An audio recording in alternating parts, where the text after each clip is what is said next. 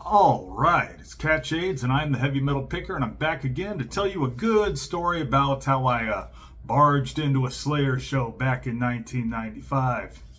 You see, this was at Dayton, Ohio, at Hara Arena. The openers were Biohazard, and then Machine Head was on first. Machine Head was relatively unknown at the time.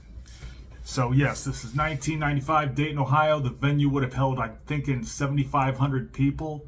And Dayton has always been more of a city in which metal was popular, more so than Columbus. Columbus is definitely a much bigger city, but for whatever reason, bands like Slayer, Pantera, whatever the bigger bands would play Dayton and sell it a bigger venue out easier than they could in Columbus.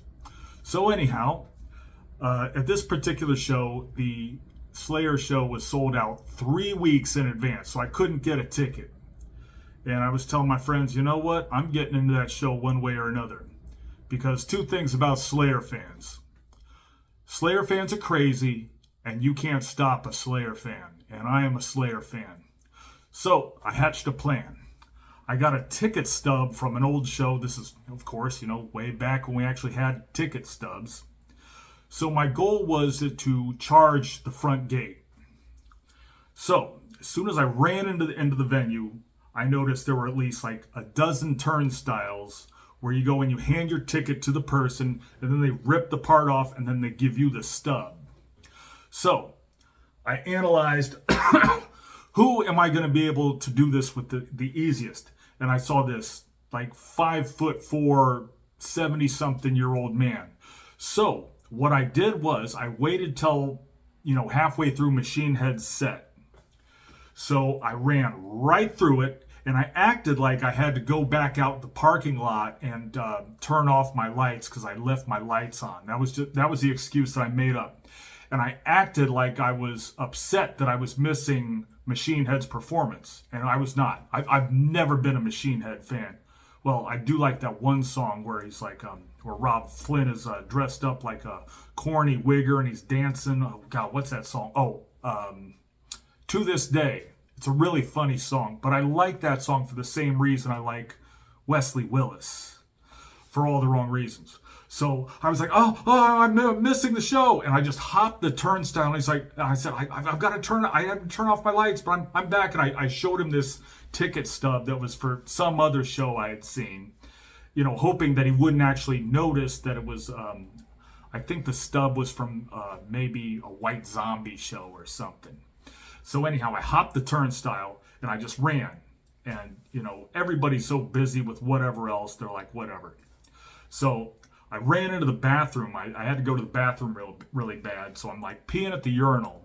And I can hear in between the songs, like, I guess one of the fans said, "Your mama sucks" or something. And Rob Flynn, like, I could hear him clear as day from the bathroom. He goes, "Oh yeah, your mama." And I'm thinking, Jesus, he's getting into some "your mama" thing with some random guy in the audience, and whatever. So leave the bathroom, and I had to go through one other hurdle.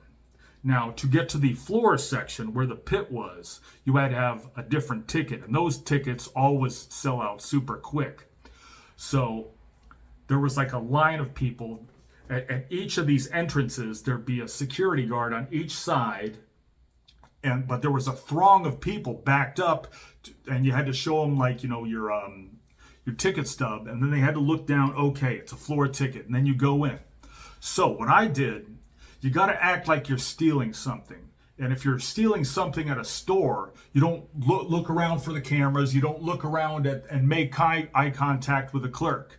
You just walk in like you own the place. And that's what I did. I just didn't make eye contact with either of those guys. I'm not having a nervous look on my face. I'm having a slight smile. I'm not running in. I'm just walking in slightly quicker than usual. And I've got my ticket stub in my hand, as if they were going to ask, I'd just show them anyway. So just walked right in. And the friends that I saw in the pit, the friends that said, "There's no way you're going to be able to just barge in here." I'm like, ha, here I am. And yep, they were like, "Holy crap, I should have known you would have been able to pull this crap off." One other little thing I was definitely sure to check out during Slayer's performance was when they played Ditto Head. I'm thinking, the year is 1995, so a year has passed since Divine Intervention had come out. And I'm thinking, when he plays that song, is Tom going to say, here in 1994, things are different than before, violence is what we adore, or would he change it to 1995? He did change it to 1995. And God, that was just a fun show. Oh, geez. Oh, stuff like that you'll never forget. Oh, one other thing. Later on, I think I was about like 30 when I started doing this, and I only did it a few times. In order to sneak into shows, another thing I did was I noticed what the security guards were wearing, and they were all wearing khaki pants and this like black polo shirt. So what I would do is go up to the stage door and say, hey, I'm here to work security. Who am I supposed to talk to? And they're like, oh yeah, just go in here. And that's how I would sneak into the show. I only did that a few times. Looking back on it now, it seems pretty lame. Like, yeah, I should have just made paid for a ticket or whatever. But back then I was pretty cheap, and whatever money I was making was probably being spent on alcohol and stuff like that.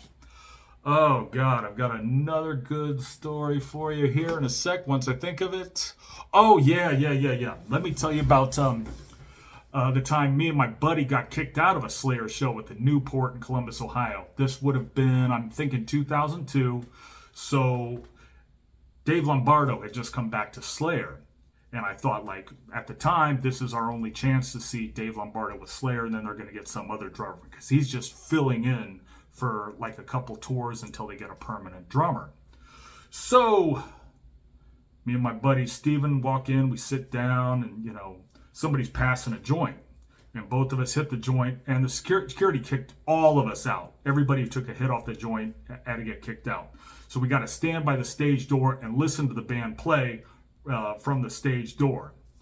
The Newport is a much smaller venue because, in 1995, Slayer's still really popular, metal's still really popular, and they're playing 700 to 7,500 people in Dayton, Ohio, whereas like 3, 4, 5, 6 years later, metal had taken a dip in popularity, and now they're playing to maybe 1,500 people in a much bigger city in a smaller venue, the Newport in Columbus, Ohio.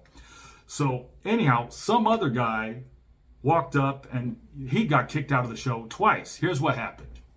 So he goes up to the upper deck by the balcony, and he's got like this plastic cup full of beer, and according to him, somebody like fell into him or whatever, and he dropped the cup of beer and it landed all over some people below. So security kicked him out. So he didn't want to miss Slayer.